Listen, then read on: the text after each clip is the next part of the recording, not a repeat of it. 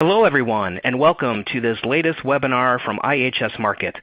My name is Alan Titara, Event Manager for the IHS Markit Technology Webinar team, and I want to thank everyone for joining us. Today's webinar is From Infotainment to Automated Driving, the Future of the In-Vehicle Experience. Open source software could well be the key for automotive players to fast-track their way to next-gen autonomous cars.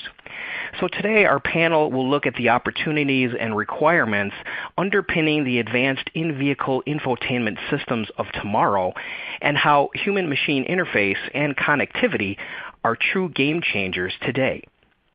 Our webinar is co-presented by IHS Markit and our partners Intel and Wind River. So before we begin, I want to highlight just a few features that are available for you on the webinar and also how you can participate and make the most of your experience with us today. So the webinar console that you're looking at is completely customizable. So you can open, close, move, or resize any of the windows that you have open on your screen and arrange the console to suit your preference.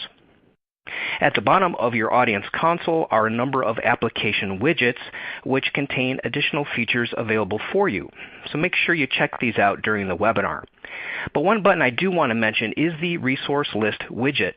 And this is the green button that has a document icon on it.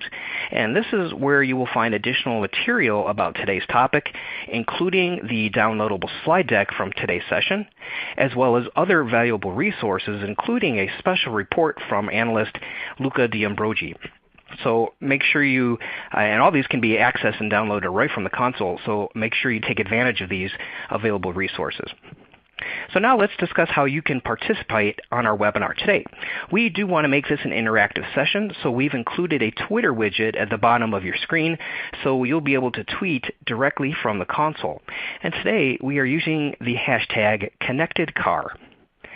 Now we're also going to have a live Q&A session directly after the presentation, so please submit your questions or comments at any time by using the Q&A box that's on the left side of your screen. And we will try to get to as many questions as possible, and any questions we cannot get to on the call, our panel will follow up with you directly after the webinar. So now let me introduce our panel. First leading our discussion is Luca D'Ambrogi. Luca is Principal Analyst in the Automotive Semiconductors segment at IHS Markit. Colin Bird is a Senior Analyst in the Automotive Software, Apps, and Services segment, also at IHS Markit. Also joining us is Carrie Farrell. Carrie is Product Line Manager in the Transportation Solutions division at Intel. And rounding out our panel, we have Dan Noel, Senior Director of Products and Strategy of Connected Vehicle Solutions at Wind River. So welcome to all of our speakers today, and now I'd like to pass the controls over to Luca so we can begin our presentation. So Luca, over to you. Thank you, Alan. Good morning to all of the audience. Today we will try to draft a bit what is happening in the automotive in terms of electronic content.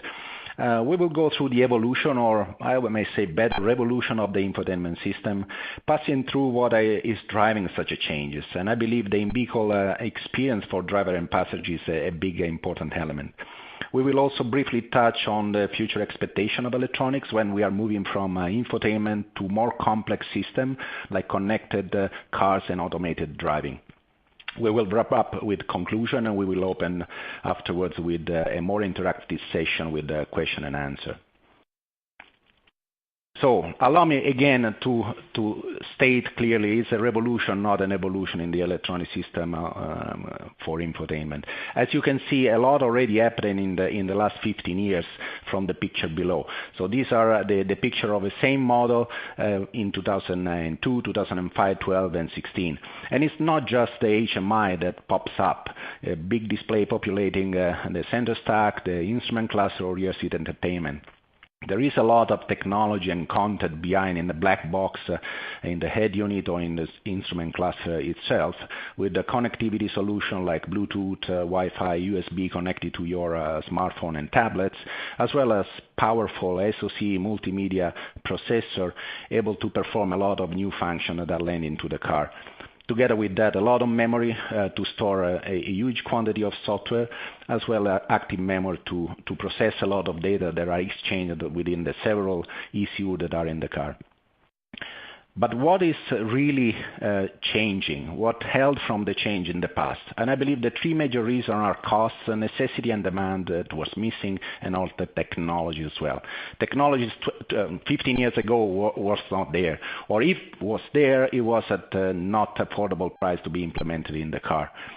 Also, necessity and demand was not there, also reducing the volume and the attach rate and consequently keeping high the price, because each one of us was more or less happy with the tape and CD player and AM/FM radio. What happened instead, the disruptor, is the influence that consumer electronics happened to have with the advent of especially smartphone. Smartphone have triggered this revolution, I would say, introducing feature-rich devices that each one of us cannot stay without nowadays. Also in terms of volume, we are talking not about 100 million cars like could be the market in 2020, but we are talking of billions. And also this influences significant the price point of several components that now are clearly in the car as well, because the price point is much better. Last but not least, I believe that smartphone addicted the user with a lot of features functionality that they cannot get rid of now. So they want driver and passenger, same functionality and same user experience as well in the car. And this is basically what has driven the change in infotainment, I believe. Clearly, this change didn't occur in a step approach.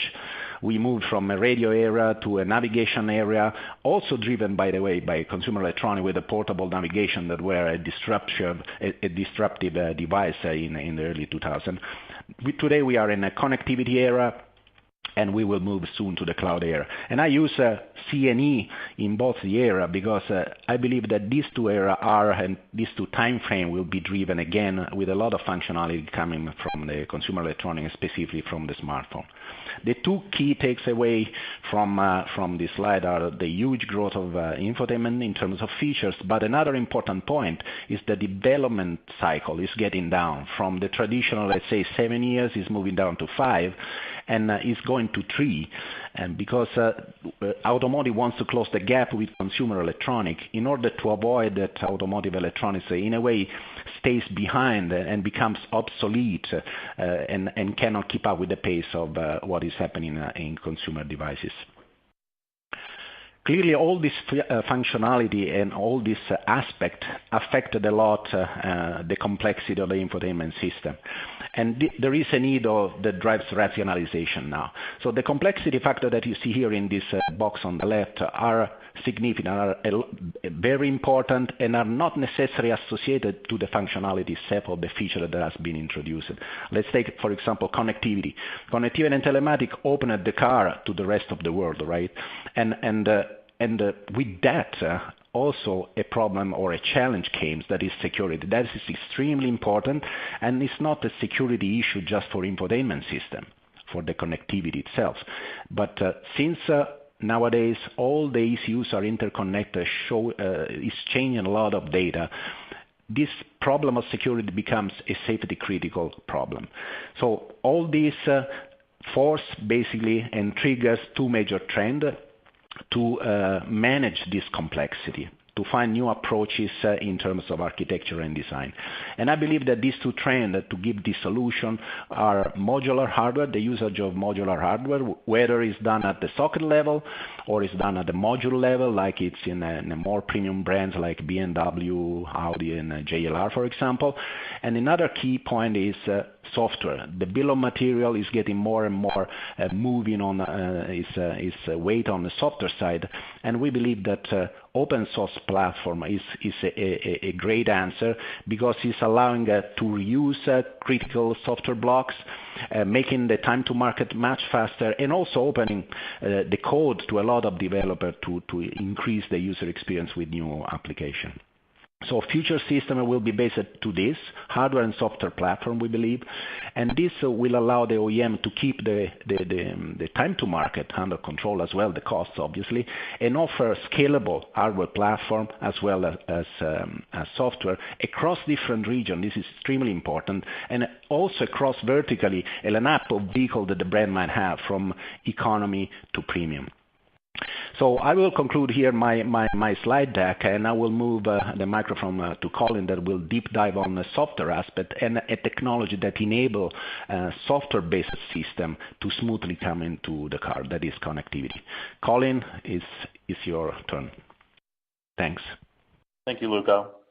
Like Luca said, I'm going to briefly go over the evolution of software, particularly in the infotainment space in automotive. So if you look at the past, or even in many vehicles today, they were dominated by very small automotive-grade components, and those components were often isolated from each other, and they really didn't require a lot of computing code. Often that software was predefined by the tier one supplier, and it was something in the head unit or something like that, maybe display or navigation, the automaker would co-develop the graphical user experience. You fast forward to today, like Luca said, 50% of the value of the research and development in a car today is in its software. That's what IHS Market estimates. And so you're talking at least about 20 million, and in luxury vehicles, sometimes 50 million lines of code throughout the various components. So there's a lot of complexity going on today, and a lot of it is in the infotainment system. Because of this, you're going to need a more advanced general purpose operating system, something like Windows Embedded, various Linux distributions, and there's a lot of those, and I'll get into those in a moment. And then obviously there's BlackBerry's real-time operating system, the QNX operating system. These are now reusable platforms, and they can manage a broad range of hardware integration and application cores, which is needed today to do not only head unit but gauge cluster, and the TCU, for instance, they'll have various variants of these operating systems. And increasingly too, you're seeing automotive grade ECUs too, moving more so toward domain controller architecture, and due to the sophistication of ADAS modules now, and that domain controller would manage multiple real-time operating systems, and that would require a more sophisticated operating system as well. So when you're looking forward, either today or in the future, you're going to look at these all-encompassing ecosystems and these software platforms, and they'll manage not only the vehicle, but potentially ride-sharing or car-sharing platforms, the OTA or the over-the-air update platform, the cloud platform, and the cybersecurity cloud platform. So obviously, this all costs a lot of money, and so if you just look particularly at the infotainment system, you're talking about anywhere between $20 to $50 million, depending on that system and the volume of that system. And we believe that in the full development in the hardware and the software, and we believe about 50% of that cost is software related. So if you're looking at the bill of material for any car for just it could be for the software component anywhere between $30 to $100, and we estimate that $10 to $15 of that bill of material cost is purely the licensing of the OS when it's a proprietary solution. So that's where an open source solution like Linux comes in. So Linux is already really popular in the embedded application space, and it's making inroads today and against QNX and particularly against Windows. One of its strengths, obviously, is its free licensing costs for the kernel. Obviously, there's still going to be licensing costs for the application layers and whatnot. And then there's a robust consortium of app developers and consortiums and foundations working on that. So you have the Geneva compliant systems that work on a wide variety of Linux distributions. You have automotive grade Linux. I'm sure you all saw earlier at Google I/O that they published a car-centric compatibility guide for Android N or Android 7.0. And then obviously a lot of automakers and suppliers are already starting to use Android without Google support. So right now we see a strong growth path for Linux. So you can see here that QNX is really dominant in this space, with Linux maybe being about 1 in 10 share right now, but we expect by the end of our forecast period out to 2022 for Linux to be the dominant platform, about 50% of the market, with Windows and other proprietary solutions really dropping off. And I'm going to transition over here. We're going to talk a little bit about connectivity. Let's get all these animations going here.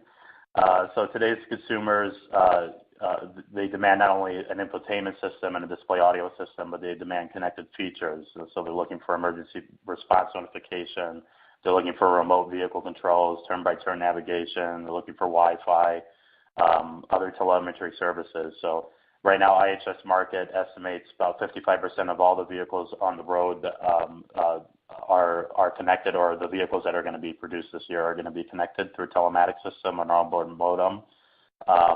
And so that's globally today about 60 million vehicles are equipped with some sort of cellular connection like that. And we expect that attach rate to dramatically increase. So by 2020, we're expecting in developed markets like the United States for near 100% telematics attach rate. So right now we're saying about 3/4 of new cars in the U.S. Are equipped with telematics. And United Kingdom and Germany, for instance, that are pretty low right now, we expect it to be in the 90% range by 2022, and China getting close to 50% at that point. So why are we connecting all these cars? So the connection has its benefits. I mentioned before over-the-air updates that reduces the maintenance cost of software, either for repairs or for performance updates. Obviously, you're going to have huge cost benefits during a recall, and you're obviously going to also increase your success rate. So we think the success rate of the recall is maybe, for a software-related recall, 60-70%. You should be somewhere closer to what you see in mobile phones if you're doing a push OTA update, so something like 95% or almost full, depending on the network coverage. This connection also allows OEMs to move more so into services and monetize their platforms. So you could have subscription services for some sort of car sharing platform or a ride sharing platform. You could push new map updates if the vehicle. You can do functional updates. So let's say the vehicle didn't have a navigation system to begin with. You can push, but it has a GPS module. You can push a map update, a navigation update at a premium. You could, and you see on Tesla, you can enhance through an OTA update the vehicle performance through the battery range and adding autopilot afterwards. And we expect other mainstream OEMs to do the same in the future. And then there's just other things. For connected services, you could have a merchant system for toll roads or for paying through drive-through. You could have predictive analytics. There's a lot of benefits to this cloud system. Another component of it, though, you have to worry about is obviously you're making a really salient attack surface here for widespread and effective cyber attack. And I think we're going to talk a little bit more about cybersecurity further down the line here. So I'm going to transition back to Luca, who's going to do a poll question.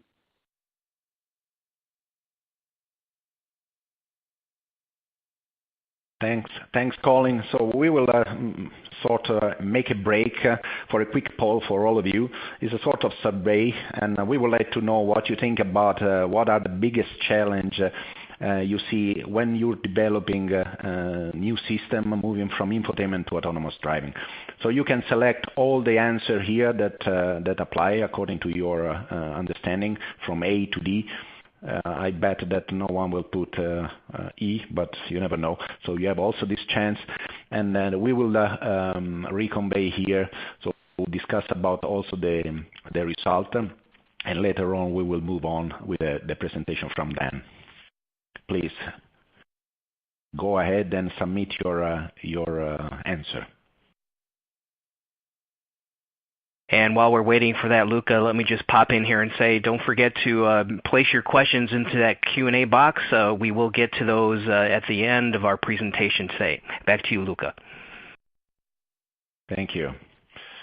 So I will give a bit more time for all of you to think and go for the answers. So I think that a good share, and as expected, also the secure and connected system as a big percentage here.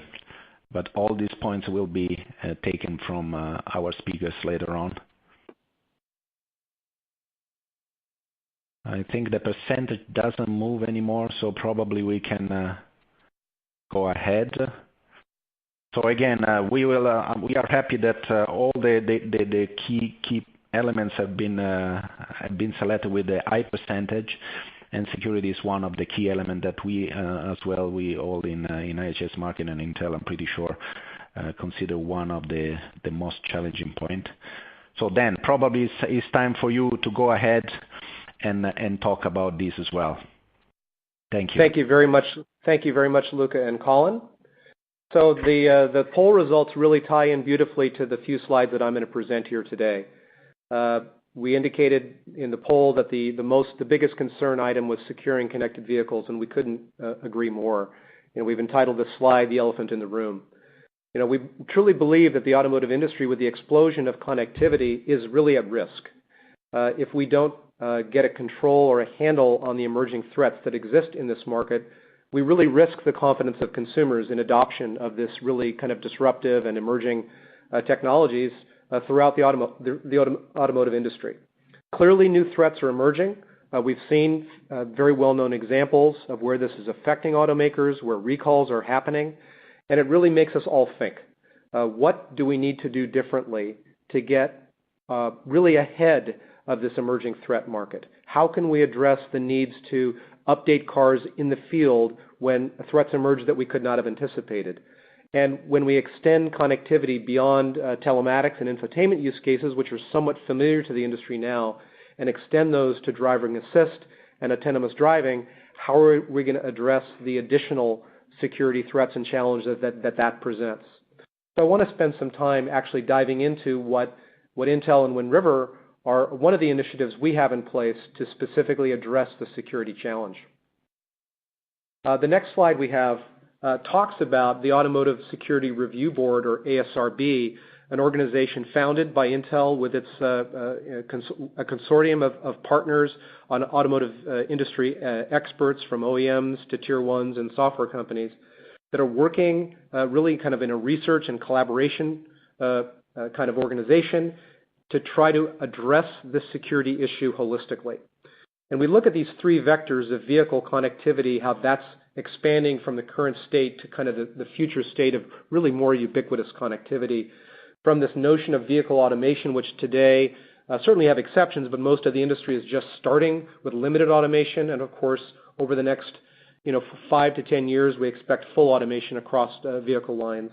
And then in data analytics, the amount of data coming off of a car being aggregated and analyzed is actually quite minor today, and we expect that to explode in years to come, from vehicle data to consumer data to personal data, obviously raising new concerns about privacy, about security, etc. Currently, kind of the state of the art of the industry is kind of passive attack detection, damage assessment, and we need to move that up a continuum over time to kind of an end state goal of self-healing systems that automatically detect threats and address threats as they emerge. We want to move from kind of this modern paradigm of defending the perimeter, which is currently the current state of in many use cases across industries, not only automotive, of what we do to address security threats, this hope for the best type of approach. We've seen how that falls down, and move. The ASRB goal is to really build systems that can tolerate, survive, breach, and damage, recover, improve themselves over time, and remove humans from the loop, this in really an automated fashion. Of course, there's all kinds of initiatives that go into this. There's research, there's hackathons, and the ASRB is targeting the open source infotainment, open source connectivity implementations as its kind of point of research. That's where we have the most visibility, the license-friendly nature of these systems. And of course, as Colin indicated, we see over the next 5 years Linux taking more and more market share in infotainment and connectivity, so it's an important platform to analyze. So I wanted to stress that Intel is leading this effort. Wind River is a key participant in this effort along with our industry partners, and we're very excited about the work that we're doing here. It's just getting started in 2016. We've got a long way to go. We're still in the lower left portion of this continuum, and stay tuned for updates on ASRB progress over time. The next item I want to talk about relates to both safety and security. So it's well known, and Colin talked about it, the increase in market share for open source platforms, Linux and Android platforms most notably, in our infotainment and connectivity elements of the automotive subsystems. But what about safety critical systems? Historically, open source has been considered to a degree, incompatible with safety. The open source community process, kind of the iterative development and agile methods have been thought to be incompatible with what is demanded by ISO 26262 and ASIL standards. But that's changing. Linux has not been thought to be appropriate for safety critical systems, but increasingly now we're seeing examples in the industry of initiatives to use safety or open source in safety critical systems. We've seen that in aerospace and defense.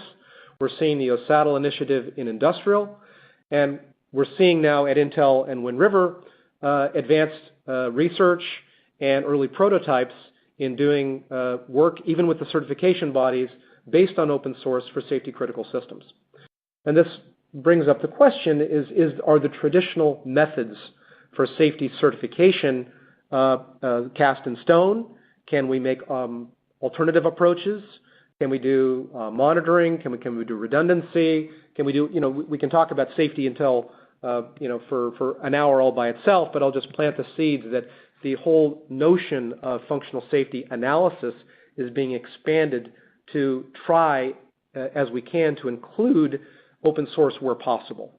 Open source has accelerated innovation. It has brought in research communities to advance the state of the art in infotainment and connectivity. It's only natural that we extend this to automated driving. The initial efforts in automated driving by the likes of Google, of course, have leveraged open source very heavily. So the desire to include that development methodology, that pace of innovation is high. But matching that against the requirements of the safety certification bodies about the modern state of the art and quality is absolutely critical. So just safe to say we want to plant the seed that this is, I think, a very interesting area, an exciting area, one that has a lot of potential for our industry, and one that Intel and Wind River are looking very hard at, along with our industry partners. Okay, we also want to talk about, just briefly, what Wind River is doing in the automotive space.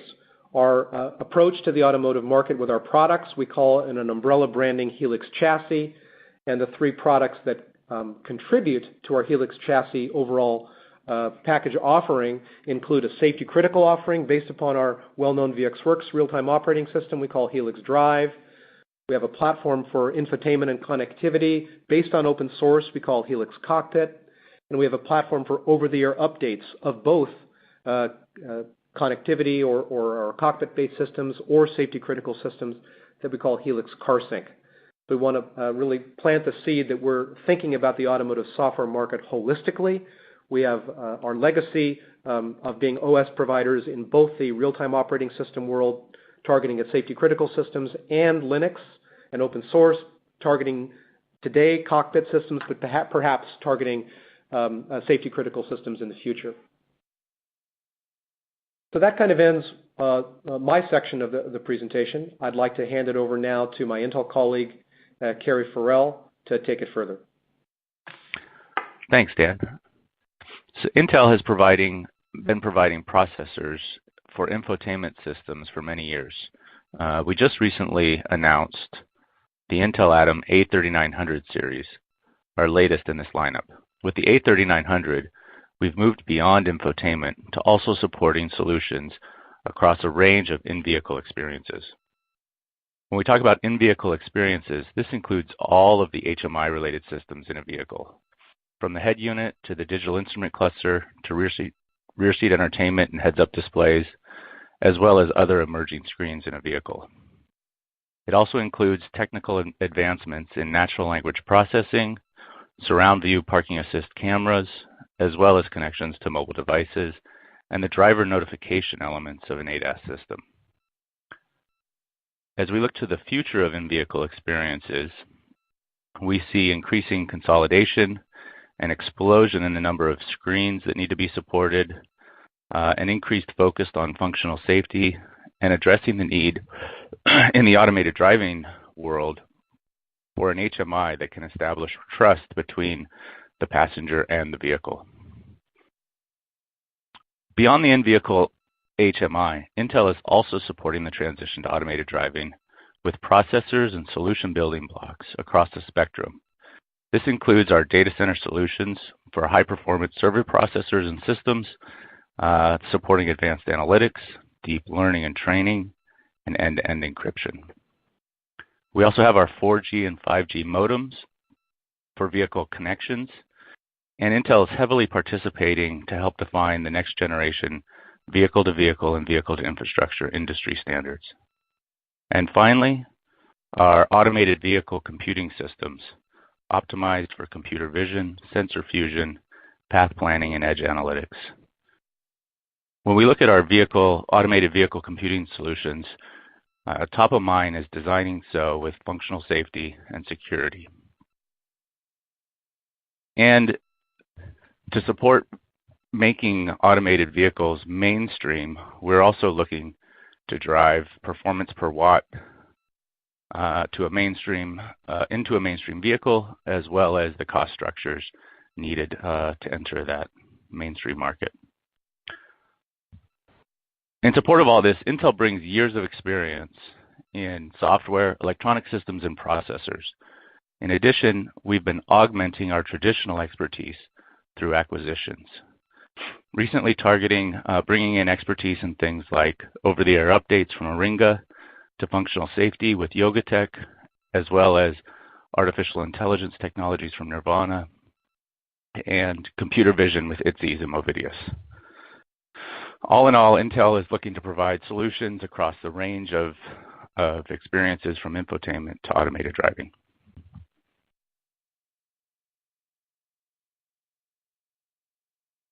And now we'll pass it back to Luca for the conclusions. Thanks. So basically now it's the time to wrap up the webinar. So I pointed out 5 major points and takeaway that I want you to keep in mind. So the first of all is the obvious one. In vehicle hardware and software complexity continue to increase, actually are skyrocketing, and the need for scalable and modular platform where the hardware and software is a clear requirement. The second point is, together with a lot of functions and features that we added before and we spoken about it before, performance is skyrocketing, moving especially from infotainment to more advanced autonomous driving. We are talking about moving from 10 to 20,000 DMIPS for premium infotainment system today to up a factor of 100 to 1 million DMIPS when considering autonomous vehicle L4 or L5 type. And this is not just processing power, it's also requirements in terms of other semiconductor technology like bandwidth for data link or even memory. A lot of memory is required for store the code, and especially active memory, SDRAM, will be used in the range of 200 gigabytes per second, we believe, to elaborate data. Connectivity is the third point, is not an option. This has been stated clearly, is a must-have. And it's not just for infotainment, that has to be clear. It's a key asset to enable this software-based system we were talking about, with a lot of software that needs continuous update to be patched, etc. But it's also an enabler for autonomous vehicle, and we are talking about technologies like B2B or B2I. Whether it is 802.11p or 5G in the next 10 years, we'll decide. Open source, again, is a clear statement, is getting quite a good momentum in infotainment, is growing pretty nicely, but we have already indication that open source platform is not to be used just in infotainment, but also it's requested to be, it's a requested approach also for other domain, in particular ADAS and autonomous driving, where the development methodology of open source is a clear advantage, as it was in infotainment. Final point, we didn't touch that much maybe, is that the traditional automotive supply chain is under a huge transformation, and I don't need to say anything here. I saw already a couple of questions about this in a Q&A, and just looking at the last year or couple of years, or in terms of merger and acquisition or collaboration, and are popping up like a mushroom, this is a clear indication that the automotive is an healthy market. And also there is a sort of reposition of all the players, including a semiconductor supplier, that are not supplying anymore simply, allow me to say, semiconductor component, but they are moving to increase their relevance, offering a complete solution, complete package, hardware and software together. And I think players like Intel, Nvidia, and Qualcomm and others are showing exactly this direction. So with this, I will, with this final comment, I will thank all of you for the attention. I will open the interactive session with the Q&A. Thank you. And Luca, I'll just take this opportunity to again ask our audience to submit your questions by using that Q&A box that's on the left side of your screen. We have received a large number of questions, and we're going to get to those now. Also, as a reminder, you can download many of the resources that we have made available for you, both our sponsors as well as IHS Markit, and you can do that on the resource list widget, again located at the bottom of your screen. So please continue to submit your questions, and our panel will now begin to address those. So Luca, back to you. Thank you. So I see a lot of interesting question. I will start from a question from Farzad Parsaya from Sun Microsystem, and he's asking, or she, sorry if I misspell the gender here. Which are the type of sensor you think are still necessary, still to be deployed for future car? Which features should they meet in specific that are not probably available with the sensors that are today deployed in the car? So probably, I don't know, Kerry, you are the best to answer this question. Yeah, so I think we feel like the key to the automated driving future is really in. So far, we've been able to figure out a lot about what a human does and how a machine can mimic, or maybe in some cases even improve upon what a human does while driving a vehicle. One of the things that still is yeah, sorry, go ahead. To be seen is the anomalies, and in figuring out what are the anomalies in a solution that humans creatively are very good at figuring out how to deal with. That just takes time, it takes more experience, and it takes more sensor data. And so I think we're still learning on what are those anomalies and what sensors would be better tuned in order to identify and help us make meaning out of those anomalies. Thanks, Gary. Yeah, do you want to complement? Just augment what Kerry's saying. We're seeing, in the autonomous driving world, the types of sensors like, advanced cameras, like LiDAR, ultrasonics, and radar. We see V2X and V2V. We see, obviously, high definition, GPS sensing. But what we are missing maybe is the thing that Kerry focused on is really the human element. How can we best implement and understand how to make an automated car behave like a human wants it to behave? We want to stay away from the examples where an automated car, flies through, or at speed flies through a very narrow opening, making the passengers, basically jump out of their seats in fear.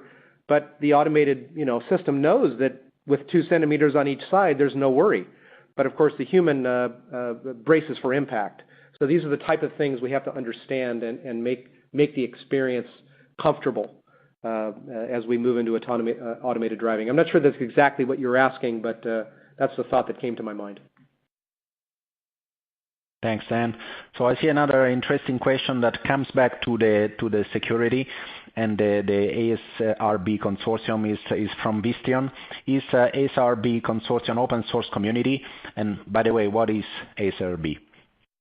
So yeah, just real quickly, ASRB stands for the Automotive Security Review Board. It is an open organization. It doesn't publish, it could publish source code to upstream projects, but it's not. It's really a research, and it does hackathons. It does architectural analysis. So it's more than just an open source community. It's kind of an organization which you join. And there are some. I think the best answer is to go to asrb.org and understand what membership implies. And please participate. We're looking for membership throughout the automotive industry to enhance this community. Thanks. Another question: how do infotainment system evolve looking forward to an autonomous driving type of vehicle? So probably it's considering the driver experience can be exploited even further. I think that this evolution is. Go ahead. I was going to say, as Dan alluded to, a lot of that is about establishing trust between the automated system and the passengers in the vehicle. And I think when we move to an automated driving experience, we kind of talk about it like it's one monolithic experience and everybody's going to experience the same thing. But it's really about building systems that are tuned for either different modes that the passengers are going to have in mind, or the times when you're still maybe going to want to drive versus the times when you don't want to drive. You're going to have different people experiencing different modes of transportation, so and ownership of transportation. So people that own their own vehicle, people that are ride sharing in a vehicle, and people that are taking more of a taxi approach to their transportation. And so the key there is to have different types of systems that can deliver those different types of experiences that people expect. Right, thanks. So according to Intel, and the next one, what is expected to be the big disruptor in automotive in the next future, let's say in the next 10 years or so? Kerry, you might want to answer. From Intel's point of view, really it's this, and this is true in the transportation world as well as in many industries. It's really this explosion of data, this ability to sense the world around us, collect information about it, and then make meaning out of that data. So take that data and be able to securely pass it to the right systems, to be able to process the data, to be able to make meaning out of the data, so that either a person can make a better decision, or in some cases maybe even a machine can make a better decision. And so it's this explosion of data, securing the data, transmitting the data across systems, and then processing the data to make meaning out of it. Thank you. So I have another question from SGP Management. How do you see the emergence of infotainment domain controller in the new architecture for infotainment system, or in general networking and ECU in the car? Yeah, it's a great question. I think that consolidation points to several advances in our industry. Consolidation makes sense to reduce costs, to build richer functionality, to enhance security, and maybe from an architecture perspective to look at what was divided up into multiple ECUs or potentially sourced by different vendors into an integrated architectural solution. I think this is really exciting to see the industry do this type of consolidation. And I don't think infotainment and the cockpit is the only place where this will occur. I think this will occur in the deeply embedded under the hood ECUs. I think it will certainly occur in autonomous driving as well, as we try to bring common architecture, cost reduction, advanced performance, and security to bear on these solutions. So specifically for infotainment, we want to consolidate graphics controllers where we can. You think about digital cluster, heads-up display, driver information display. These all use the same sources of data. So to divide them up into multiple ECUs is somewhat unnatural, but was historically done based upon the traditional automotive sourcing model. And basically every requirement had to land in an ECU, and that evolved. But eventually, it explodes out of control. And automotive will follow the example of other industries, like the aircraft industry, where basically the individual control units are consolidated into domain controllers. So the notion that we can do this between digital cluster, driver information, heads-up display is somewhat natural. To extend that to infotainment and telematics, I think, is also natural, and connectivity gateways. And then in autonomous driving, we can think about either a consolidated architecture or a distributed architecture where we build a domain controller that houses these functions. And we could be introducing new software elements like hypervisors or other virtualization technology to help to segregate the different functions and to provide some notion of protection, isolation, et cetera, that answers important concerns from the market. And provable separation for safety certification is something we're also looking at for sure. So there is another question that is from ORNL. It's slightly connected in a way. Is the infotainment system a hub of other ECUs. How many PCBs are in an infotainment system today, and what is the trend in the future?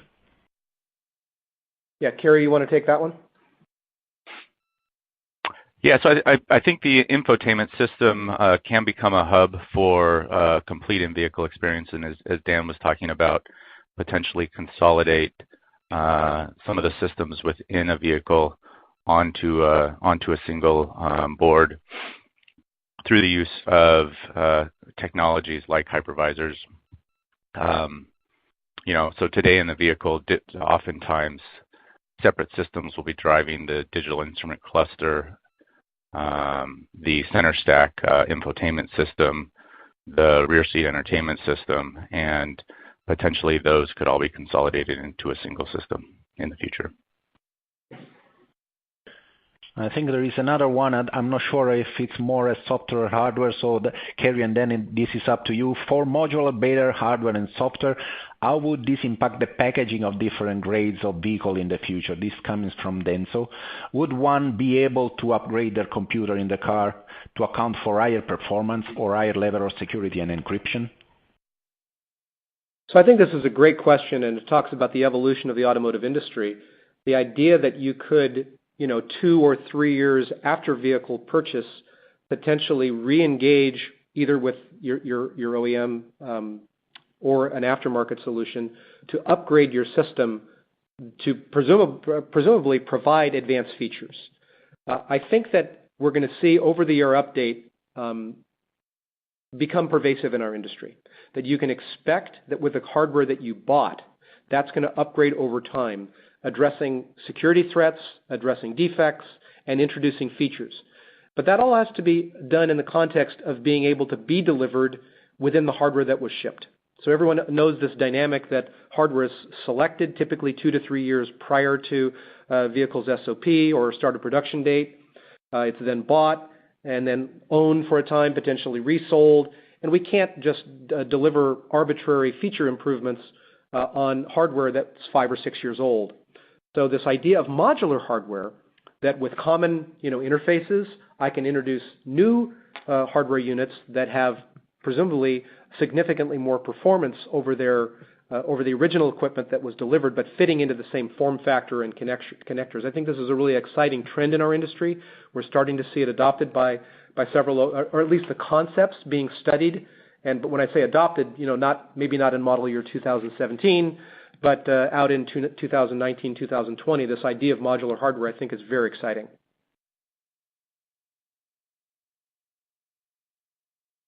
So another one is about what do you think about Google's announcement at their I/O conference about the Android Automotive Operating System? Yeah, well, that was 6 months ago. Yeah, I mean, anyway. Yeah, I don't know. So I got this question. So I pass it over. I can take that one. Great. From IHS Market's perspective, what it does is there are already a lot of Android distributions. There's already a lot of Android systems coming out of the marketplace, as you see. But these compatibility guides, they're going to give you access basically to Google services, so Google Play services. Similar to what you're seeing with Android Auto, you're going to get Google location services, in-app billing, subscriptions, things like that, and easy access to things like that. I think what it's also going to do is, if you look at the API and the SDK for app development for that, for the compatibility guide, it's very similar or identical so far as I can tell as Android Auto. Android Auto has about 50 apps right now, so there's kind of, compared to the buffer of apps that Android has, there hasn't been a lot of movement so far on Android Auto. So there's actually been more Android Auto deployments as middleware. We think there's about 4 million or more on the market.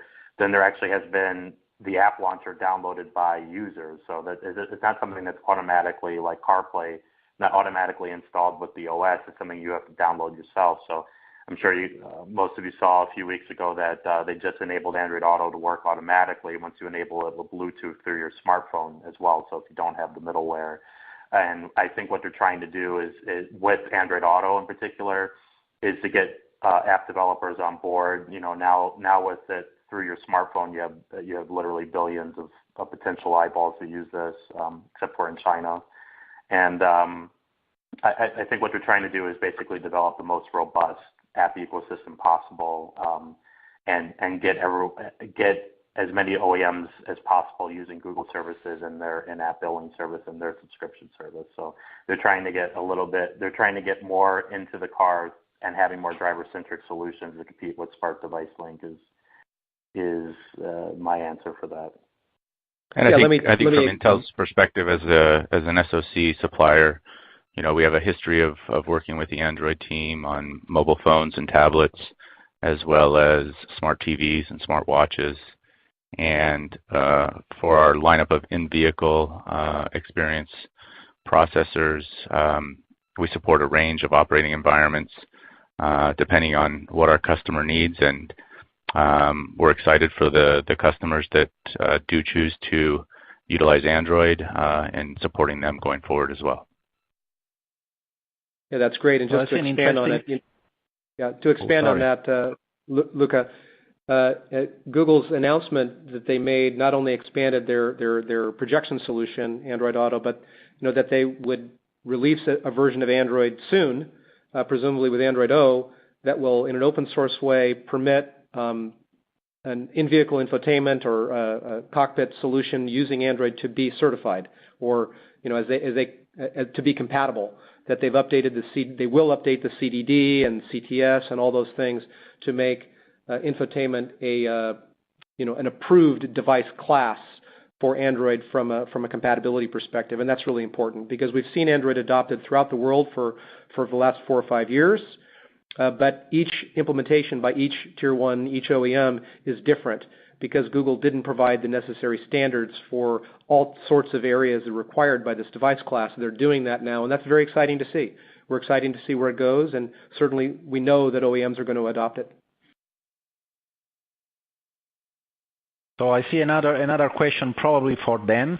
It's probably a university in Germany. I cannot see really. It's a Technische Hochschule, but I don't read the rest. So regarding the security, a lot of legislators are not ready to present the legal terms which are specifically addressing the issue of autonomous driving. So basically the security cannot be somehow explained legally. How does Intel and others deal with that problem? Yeah, I think whenever someone brings up the word legally, I get pretty nervous about responding as well. I think I'm going to stay away from answering because I just don't know about the legal issues. I know Wind River and Intel are closely following what the SAE is doing around automotive security and what they're doing around autonomous driving.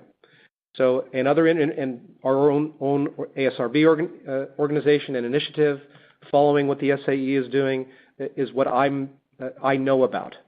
Now, in terms of the legal challenges, those are going to have to unfold, and the answers to legal questions are beyond my knowledge and expertise. I'm sorry about that, to punt on that type of question, but we're just going to have to see how it unfolds. Yeah, so I take the last final question and then we wrap up. So it's coming from Denso. It's, I think, focusing mainly on HMI, that I believe is a big disruptor as well for infotainment. How do you see the evolution of controls in cockpit for accessory in the future? Will button keep still a place, completely replaced by cap touch, or what else? I think one of the key things that is starting to come out as we have provided more connectivity to mobile phones, richer experiences in a vehicle, is there's a balance point between providing that rich experience and driver distraction. And I'm not sure that we've got the mix of that balance right at the moment. And I'd like to see our HMIs get more intelligent in terms of being able to offer natural language processing, as well as user interfaces that require less input, are less hierarchical and more task-focused, in order to keep while we still have most of the people in the world actually driving the car, as well as operating these systems, we'd like to keep them as focused as they can be so that we keep everybody as safe as possible as they're driving down the road. Okay, I see. I think we have another 2 minutes for another one. Is graphic processing, coming from AT and NS, is graphic processing in the way NVIDIA Drive PX does it the key to developing autonomous driving fast? Yeah, I'll take this one briefly. I think everyone is impressed with the NVIDIA architecture and the parallelism that they can achieve with their GPU-based solution and the gigaflops per watt or however you want to measure it. We all believe that the computational need from autonomous driving is going to dominate the compute horsepower and throughput in a car going in the future. The Intel solution takes a different approach, but we believe the Intel solution has important advantages over what NVIDIA is doing, and that'll become more clear over time.